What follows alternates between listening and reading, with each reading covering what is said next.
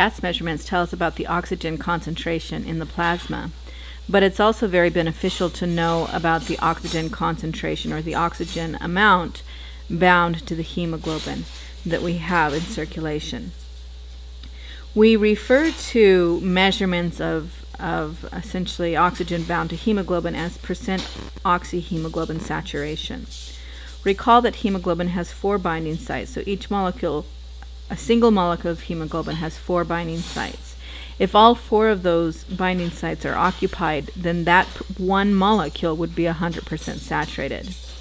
Then if you consider the fact that we have how many billion hemoglobin molecules in circulation, we have not just 4 binding sites, but 4 times a billion, so 4 billion possible binding sites available.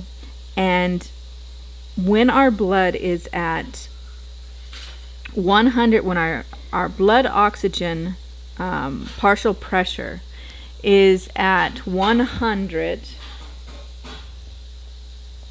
millimoles of mercury for our partial pressure O2, then in general, assuming somebody is a healthy person, that everything's okay, that gas exchange is fine, that oxygen is having no problem binding to the hemoglobin, then our hemoglobin saturation would be at 97 to 98. Those are normal hemoglobin ranges, our normal hemoglobin saturation. And this is usually measured by what's called a pulse oximeter that you can actually put on your finger, and it shines light through your finger, and that light is detected by a sensor on the other side. And what happens, the reason what that reading is from is hemoglobin is actually hemoglobin changes colors based on how much oxygen is bound to it. It is bright red when it is saturated with blood.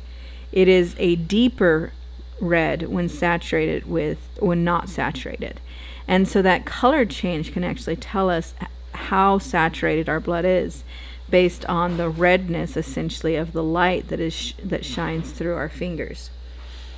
We can also measure hemoglobin saturation with a blood gas machine, but that's a little bit more invasive. That requires a blood draw, whereas the pulse oximeter is very nice and simple and easy. You just pop that thing on your finger and it will read not only hemoglobin saturation but your pulse. It's a great thing to have in a first aid kit, by the way, especially if you're like me and you have an asthmatic kid, because when she's having difficulty breathing, I can determine whether we need to load her in the car and go to the ER, in part based on her oxygen saturation, her oxyhemoglobin saturation.